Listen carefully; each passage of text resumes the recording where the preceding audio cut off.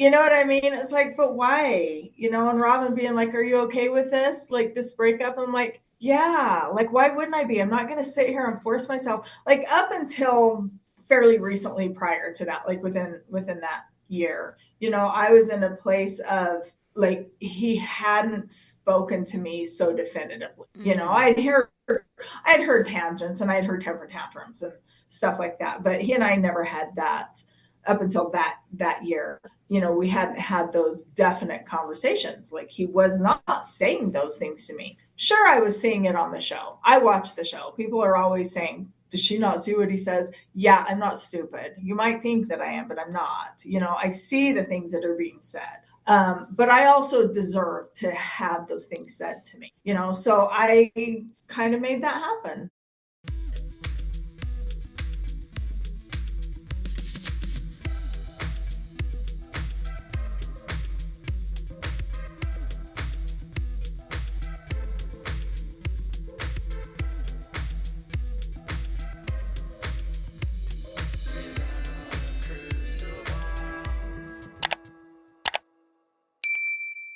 Hi friends, it's Katie from Without a Crystal Ball. Welcome back to my channel. It is Thursday, August 1st, 2024, and I hope everyone is having a wonderful day. Kody and Robyn are the last couple standing of the 4 wives that Kody Brown introduced to the world back in 2010.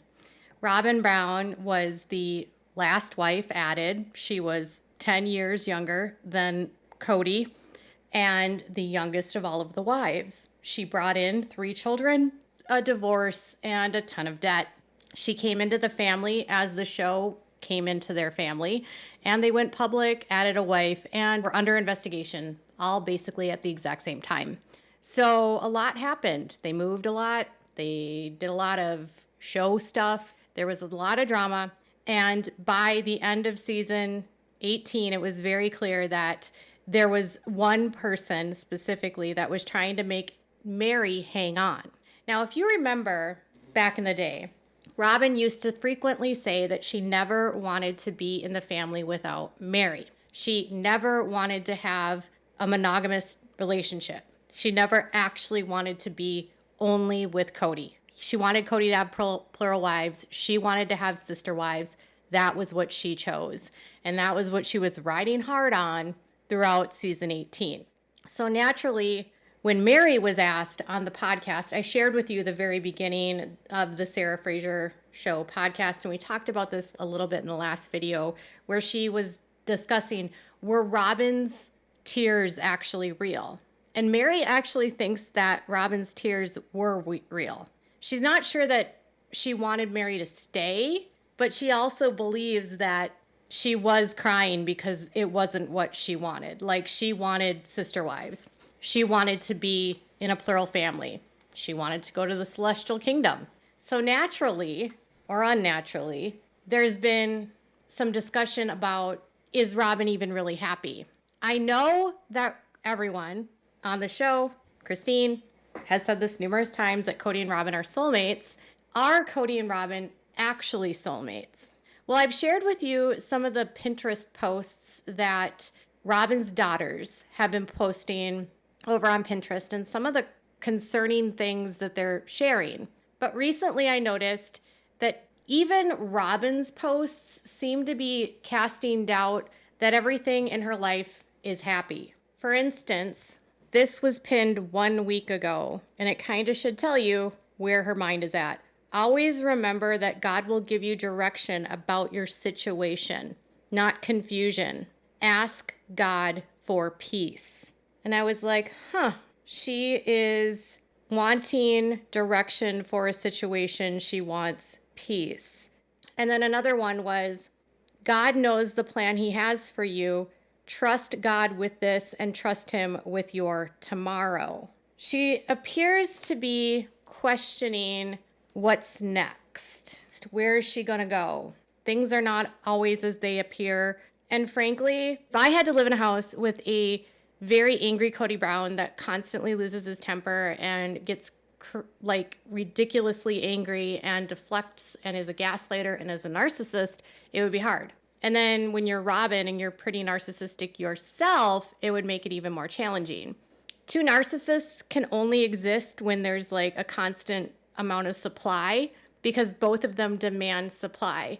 And Robyn got a lot of supply because when she was the plural wife and she was the head wife, she was able to get a lot of attention, whether it was even if it was negative, it was still attention, where she was getting praised by Cody and protected by Cody from all the other evil sister wives.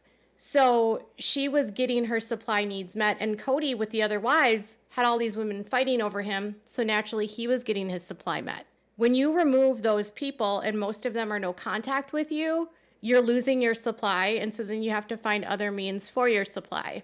I have the sense that Robyn needs to be in a relationship where she is either competing with other people or is constantly having to prove herself as the best. Like, I think she thrives on that drama, as Christine said. So when I saw that, I was like, interesting, Robyn. You are in a situation where you're looking for God's guidance. And interestingly enough, Cody has been doing his tips where he keeps talking about, looking into the future. How do you treat your family? How do you treat your friends? He's obsessed with Charles Dickinson, and he looks wild, and he's been showing back up on Cameo as of late, which he had been off for a while. So Cody's been sort of back on his Cameo, doing his little weird videos, looking a little bit more disheveled, and Robyn is posting about God bringing her clarity to some sort of situation. I just saw this as I was looking at Robyn's Pinterest, and for those of you that follow both the Sister Wives and the Duggar content, you're going to be like utterly shocked by this, or maybe not. But Aurora Brown, who has been posting a lot of concerning content about being like super, feeling hopeless or whatever. Now she's on this like pin spree about marriage. And I noticed that she posted like the umbrella of authority. So if you follow the IBLP, the Institute in Basic Life Principles, and you understand the concept that Bill Gothard implemented with his cult, it's the umbrella of protection, which basically has God above everyone, and then the husband above his wife, and then the wife above the kids. And it's like, as long as you're under the protection of who's above you, you can't be touched by Satan. And so this is very toxic in the system of the IBLP because people are warned that leaving their authority is going to like lead to destruction, chaos, and wickedness.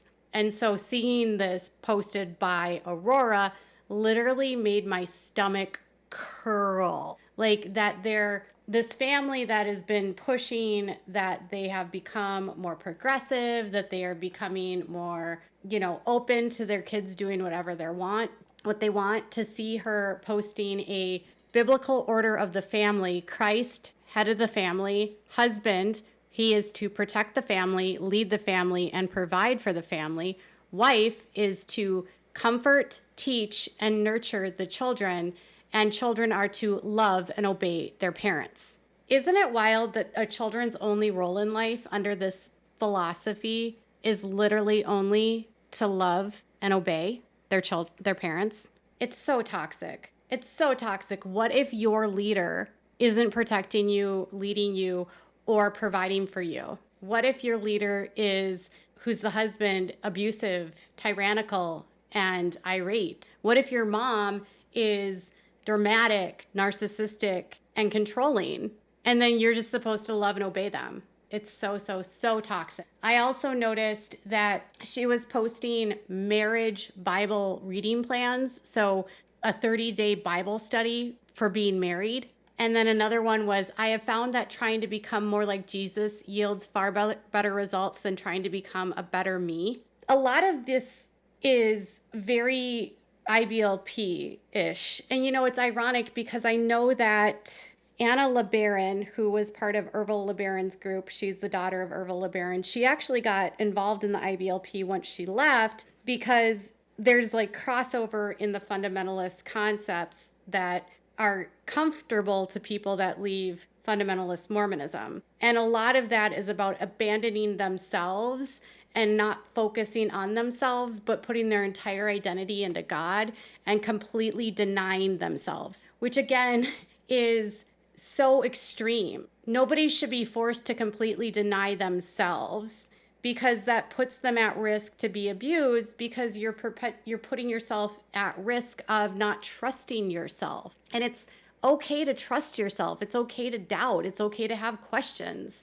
Another one she posted was Meri in her trusting devotion, Ruth in her unwavering faith, Rachel in her patient trust, Hannah in her unfaltering promise, Esther in her confident courage, Priscilla in her generous ministry, all women who never took the role of men in order to fulfill God's call. So Aurora is preparing for a life of submission and obedience to a man. Another one she posted is, one day you will see the whole story of why God put you in a situation, the situation that you're in. I understand that people have a right to their own beliefs and have a right to their own faith. What concerns me about religious extremism like this that subjugates women is it's making women feel inferior and as though they don't have the same rights as a man. And the one post by Aurora that really makes me feel